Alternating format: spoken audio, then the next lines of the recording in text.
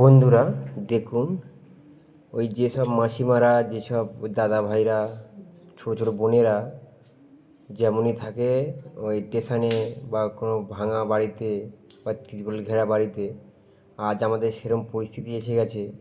দেখুন, আমরা আজ সিঁড়ি ঘরে বসে চলে এসেছি। আমরা ওদের দেখে সবাই কত হাসাহাসি, কত ঠাট্টা করে। আজ আমরা সেরকম বুঝতে পারছি যে ওদের কত কষ্ট হয়, যেরকম আমাদের আজ কষ্ট হচ্ছে। মানুষের পরিস্থিতি যেরকম যে আছে, একমাত্র মানুষই বুঝতে পারে। প্রকৃতির নিয়ম, কখন কাকে হাসাবে, কখন কাকে কাঁদাবে, কেউ বলতে পারে না। দেখুন, আমাদের পরিস্থিতি সেরকম এসে গেছে।